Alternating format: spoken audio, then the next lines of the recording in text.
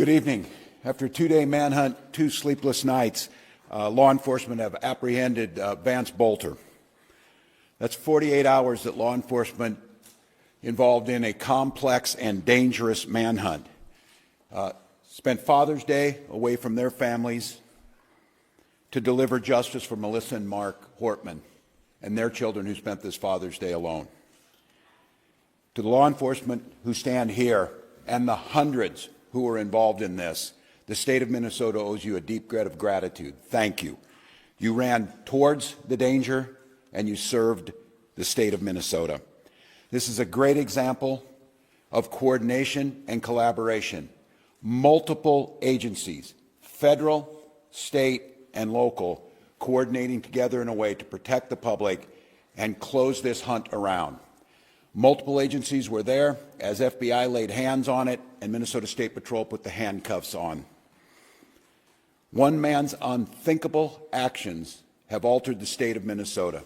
Melissa Hortman was the core of who our values were. She had a hand in so many things that happened. The building that we stand in, she helped usher through so that we could respond from the State Emergency Operations Center with the professionalism and giving the tools necessary to law enforcement to do their job. To Melissa and Mark's family, I cannot fathom your pain and the grief that you're going through. We'll take solace in the memory and the work that Melissa did, and you can rest assured that we will put every ounce of effort that the state of Minnesota has to make sure that justice is served and the individual responsible for this serves the time for the unspeakable act. State grieves with you. To John and Yvette Hoffman, the latest news is Senator Hoffman came out of his final surgery and is moving towards recovery. Yvette is healing. And I think when the story comes out, and I'd like to say on behalf of the state of Minnesota, the heroic actions by the Hoffman family and their daughter Hope saved countless lives, and we are grateful. Bureau of Criminal Apprehension will continue to investigate. We will keep you informed. We'll spare no expense and no work to make sure that that happens. A moment in this country where we watch violence erupt. This cannot be the norm. It cannot be the way that we deal with our political differences. Now's the time for us to recommit to the core values of this country. And each and every one of us can do it. Talk to a neighbor rather than arguing. Debate an issue. Shake hands. Find common ground. This is who Melissa Hortman was. In the first negotiating session that I had a chance to work with her, she got all the partners in the room, and she provided each and every one of us a copy of a book called Getting to Yes. And the whole premise was debating with a sense of goodwill, a sense of trying to come to compromises that serve everyone. And because of her, we did that. Because of her, we did that year after year after year. That's the embodiment of how things are supposed to work. It's not about hatred. It's not about mean tweets. It's not about demeaning someone.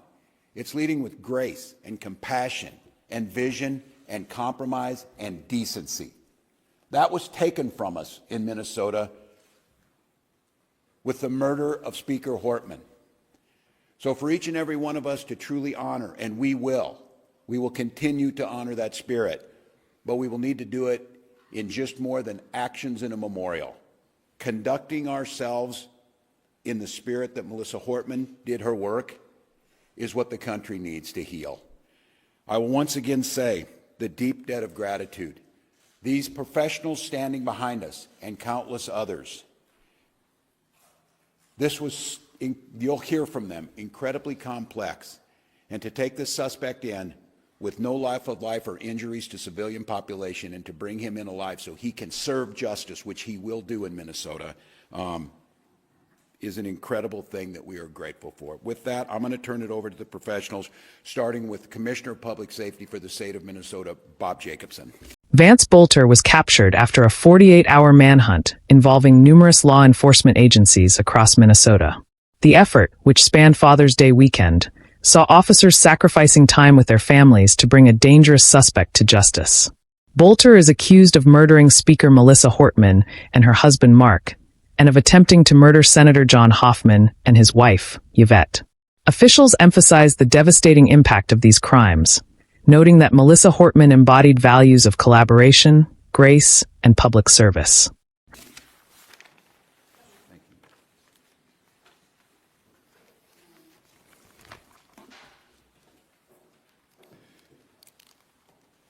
Good evening.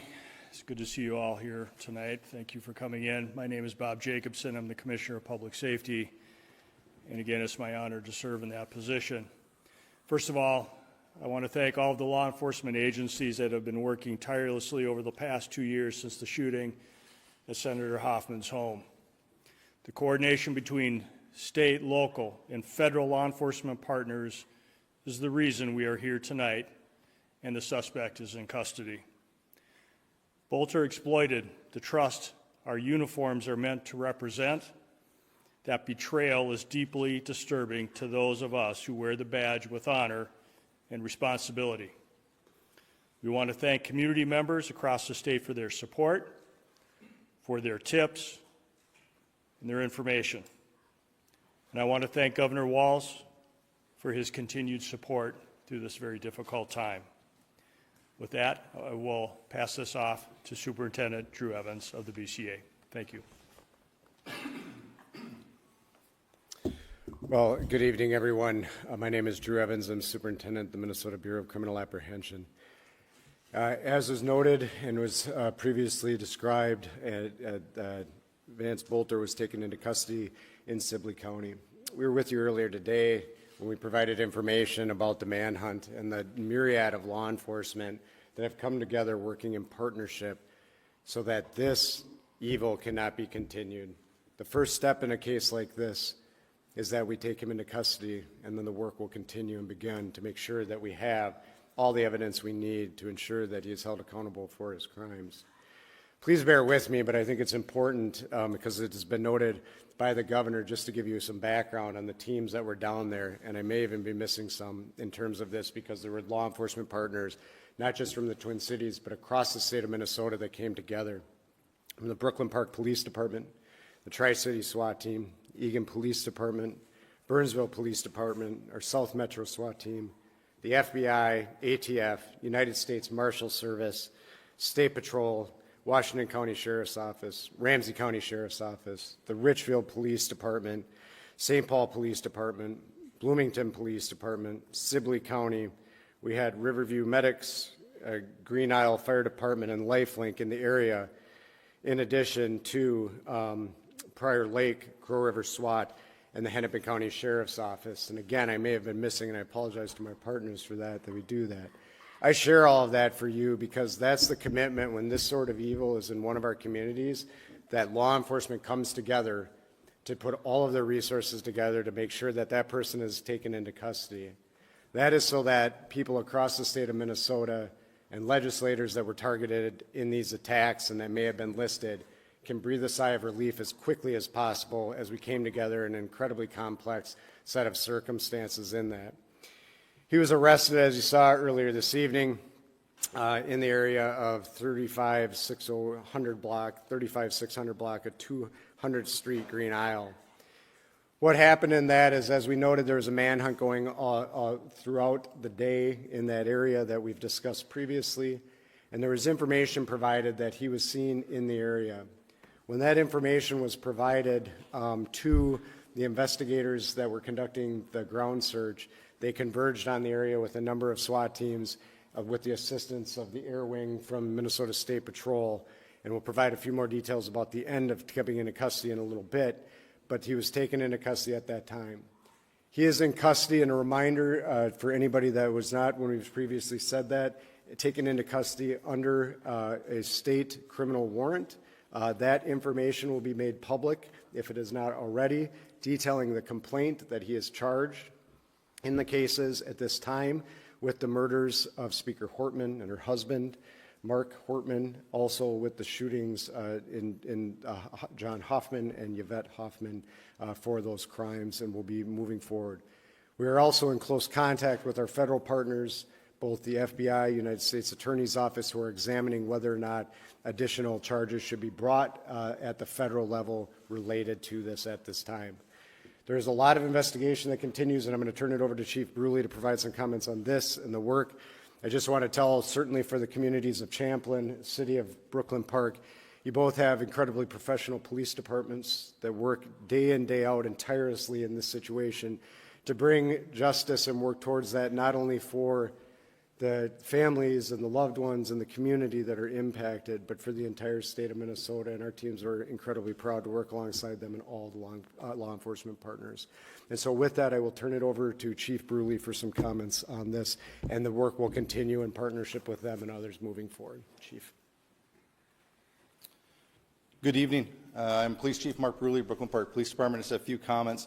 One, I'm very proud to tell you that we took the suspect into custody who is responsible for this. That was within 43 hours of the incident. There's no question that this is the largest manhunt in the state's history. Just down at the scene where he was taken into custody, there was 20 different SWAT teams over an extremely large area hunting this individual down to take him into custody. I believe that the state of Minnesota and certainly the city of Brooklyn Park should be extremely proud of the police officers within the city of Brooklyn Park, but the partnerships that we had are unprecedented between the federal agents, the county, the locals, and others around. It is absolutely an incredible task what went on. Essentially, the Brooklyn Park Police Department was turned over into an operations center, and that's all that hundreds of detectives worked on tirelessly for 43 hours. So while this has come to some conclusion where we've made an arrest, there is a ton of work that needs to be done. So I encourage community members, as there's evidence, information, or other things, please continue to feed that information to the Brooklyn Park Police Department so that we can fully investigate this and present a complete case to both the federal jurisdiction and the Hennepin County Attorney's Office. With that, I'll turn it over to the State Patrol. Good evening, everyone. My name is Jeremy Geiger. I'm the Lieutenant Colonel with the Minnesota State Patrol, the Assistant Chief. The Minnesota State Patrol, along with countless other partners, were responsible for this arrest. The collaborative effort, I cannot stress enough how outstanding that was, helped ensure the suspect's arrest did not result in the injury of any law enforcement that was down there and in the area. We had special response teams on the scene near 200 streets in Sibley County. Several partner law enforcement SWAT teams positioned to form a perimeter at that point in time. The State Patrol also provided the air support that was talked about earlier today. The suspect crawled to law enforcement teams and was placed under arrest at that point in time. There was no use of force by any member of law enforcement that was out there, and the suspect was taken into custody without any use of force. Thank you. With that, we will open it up for a few questions. Reminder, please introduce yourself, your media organization. If you have a question for one of the specific individuals, please feel free to point that out as well. Diane Pesco with NBC News. Can I ask anyone up here who can speak to it, did the suspect make any key mistakes that you feel like led to his medical capture? You know, the question is were there any key mistakes? We certainly, at this point, there's a lot of information we can't share right now in this. What I will tell you is there's some incredibly dedicated law enforcement personnel, criminal intelligence analysts that were out working day in, day out, working together. And what I will tell you is that that the public certainly is always of his assistance to us in law enforcement, and incredibly diligent people in the area that provided us the assistance that we needed to get our teams that were already down there that last piece over. But they were certainly in the area and working diligently together on that. One's going to be one at a time, guys. Drew, we're Health Care 11. Do you have any indication that anyone helped him? The question is any indication anybody helped him? We continue to look into that. I don't have anything beyond what we shared earlier today. This investigation, as Chief Bruley noted, will be continuing to expand at this point in time to make sure that we continue to look at all angles of this. And everybody who did help him, we will certainly hold them accountable for doing that in this process. Drew, Adrian brought us from NBC News. Can you tell us how the Hoffmans helped save lives, and what did the suspect say when he was taken into custody? The question was how the Hoffmans to help save lives, and what he, okay, I don't have the specific, and then what did he say when he was taken into custody? I don't have the specifics on what he said when he was taken into custody. You know, we're incredibly grateful that the Hoffmans are still here with us at this point in time, and that they will be hopefully on a continued path to recovery, and that they will provide us the information. We've been able to talk to them today, and they will be providing key information to us as part of this investigation moving forward. Sir, can I ask you, from CBS News, did the suspect have a phone with him when he was caught? Was he tracked in any way, or was it just sightings and tips? At the end, the question was, did he have a phone with him? I don't have the specifics on everything that was with him when he was arrested at this time. I will say he was armed, and that he came when he was taken into custody, but we'll be sifting through all of that information from there. What's that? I can't on the weapons at this time, so Paul. Just kind of elaborating on sort of the Hoffman question. To me, the encounter at Speaker Horton's house with, I believe, the Portland Park Police, the gunfire there, the fact that you then have to abandon that vehicle with several weapons, we now see the unsealed criminal complaint. How significant was that in preventing any further tragedy and ending it with him on the ground in Sibley County? Yeah, the question is, again, expanding on the Hoffmans and providing addition. What I'll tell you, Chief Bruley mentioned this yesterday, and his police officers going to check proactively on Speaker Hortman's home at that time. If that had not had happened, I have every confidence that this would have continued throughout the day. By his officers encountering him at that, it was forced to abandon the vehicle that he had at that time and lead to what we got to today. So by that incident occurring and the law enforcement communication that was occurring, it allowed the proactive approach that was able to get to the point where they were able to now eventually take him into custody today. Go ahead. Thank you. I just want to clarify, there's a little bit of detail that the Ramsey County Sheriff has provided. I just wanted to see if we can nail it down. So it's the detail that he had provided to the Star Tribune is that for about an hour, Bolter had tried to evade arrest, and that 8 teams crawled in a ditch to try to corral him. I don't know if you have that level of detail, but additionally, because you were able to take him into custody without incident, what did your law enforcement officers say to him to lure him out and have him sent peaceably? So the question is about the teams and then what was done to get him into custody. So we don't get into operational details for the safety of our law enforcement going forward in terms of what it is. But what I can say is the incredible teamwork that was done and the large number of law enforcement certainly put us in a position where they were able to maneuver into this area to safely put him in a place where, you know, I don't know what was going through his head and I wouldn't speculate, but they have incredibly professional teams that are trained on this and how to take somebody into custody, and they provided the commands and he gave up peacefully. Superintendent Jonah Kaplan from WCCO and CBS News. First, if you could just speak personally for you and all your colleagues. I imagine this is a relief for a lot of you. Can you talk about what it means to you personally to have this done? Only a few hours ago, you weren't sure if he was in the state, let alone in the country. Yeah, the question is the relief for all of us. I mean, the relief for us in law enforcement is we feel an incredible amount of pressure to bring a person into custody, to bring safety to the community. These professionals behind me and their teams, this is what they do. This is what they get paid to do, and they're honored to do the work on behalf of Minnesotans every single day. So the relief is that we can bring that sense of relief to communities across Minnesota, legislators that were on that list, and that's what we want to do. Matt Sepik with the Governor. At what point did you get the call and from whom generally that he was in that area in Reno? The question was on the call and when did we get it? It was happening over the time. I don't have the specific timeline, but we were alerted as soon as there was a spotting of the person in the area for all of the command staff here, and as our teams continue to work and as they worked in and honed in. Can you speak a little more about the technology that was used? You said today earlier that you received about 400 tips. Yeah. We know there was surveillance footage that was used for pictures. You just mentioned someone talked about the air team. Was it a fixed wing? Was it a helicopter that was following him? What role did technology? Yeah, the question is what role, and I can't get into all the technology, obviously.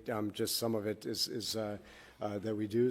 Don't share the information to make sure that we protect it so it's utilized going forward. However, I will say that both UAVs throughout the day are incredibly important to our teams on unmanned aerial vehicles that we use, that there were numerous ones out there providing that. And then our helicopter in this situation provides an incredibly important bird's eye view that also allows us special views to be able to see individuals such as infrared and others that we utilize on a regular basis. So technology in cases like this are incredible tools to be able to supplement the great hard work of all the people that were on the ground every day.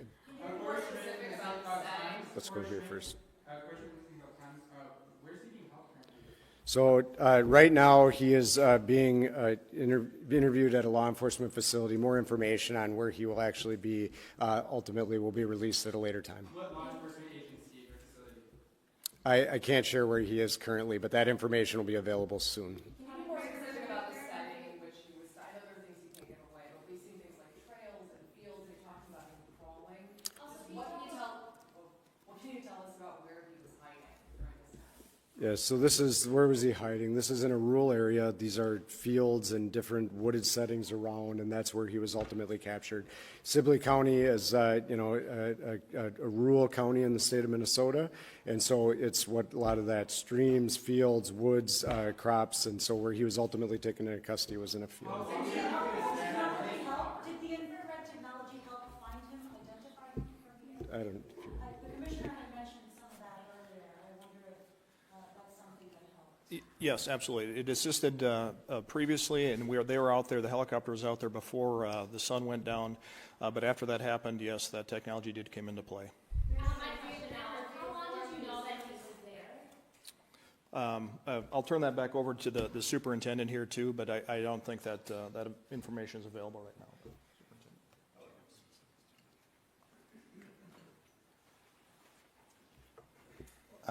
Mark Burley, Police Chief, Brooklyn Park. The question is how long did we know that he was there? A vehicle that we believed that he was in was spotted many hours before and had been abandoned. An alert police officer believed that he may have seen the individual running into the woods, and that started a large-scale perimeter that we set up, or down in Sibley County set up, and we started to deploy resources, including the Brooklyn Park SWAT team, and along with many other SWAT teams, to contain an extremely large area, knowing that this is a very dangerous individual. During that, we got privy to additional information of an individual that was in the woods, and that search went on for many hours until ultimately we were able to locate him in the woods. In approximately an hour and a half or so, we were able to close the distance in with the technology and the State Patrol helicopter, and where we were able to call him out to us.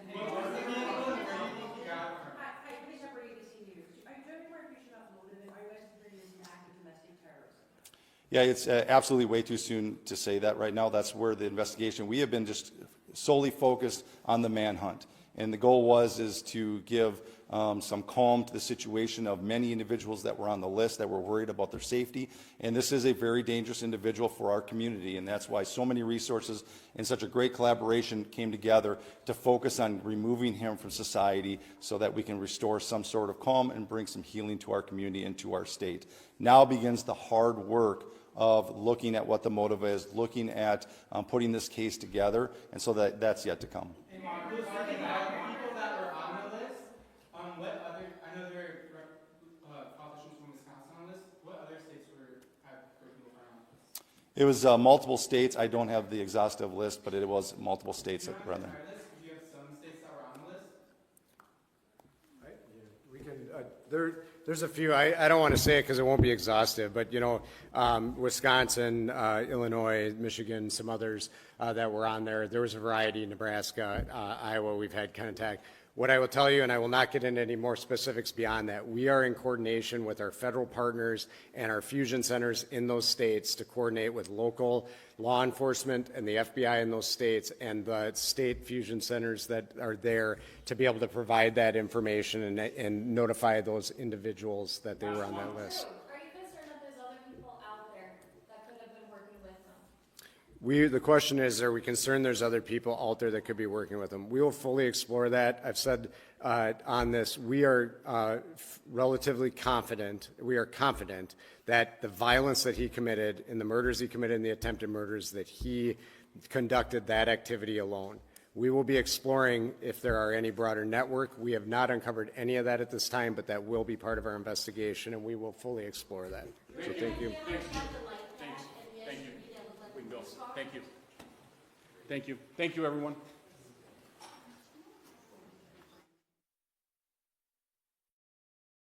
Her work in the Minnesota legislature and her approach to civil discourse were widely praised by state leaders during the announcement.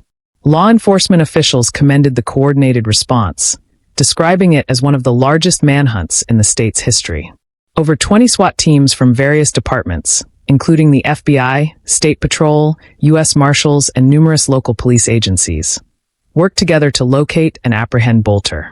He was eventually found hiding in a wooded, rural area of Sibley County. Thanks to coordinated perimeter control and air support from helicopters and UAVs, unmanned aerial vehicles, Bolter surrendered peacefully and was taken into custody without use of force or injury. Technology played a crucial role in tracking Bolter, with infrared imaging and aerial surveillance guiding law enforcement teams. Public tips and criminal intelligence analysts were also instrumental in narrowing down Bolter's location. Investigators confirmed that Bolter was armed at the time of his arrest, and that he is now in custody on state charges related to multiple murders and attempted murders. Federal charges are also being considered, and authorities are in communication with the U.S. Attorney's Office and the FBI. Officials are investigating whether Bolter had help or was part of a larger network, although no evidence of accomplices has yet been confirmed. A list of targeted individuals, including lawmakers from other states such as Wisconsin, Michigan, Illinois, Iowa, and Nebraska, was uncovered, prompting coordination with federal and state fusion centers to alert those individuals. Leaders closed the press conference by calling for a recommitment to civil dialogue and national unity. They urged the public to reject political violence and instead engage in respectful debate and mutual understanding, values that Melissa Hortman herself championed. Her legacy, they stressed, should guide the healing process for the state and the country.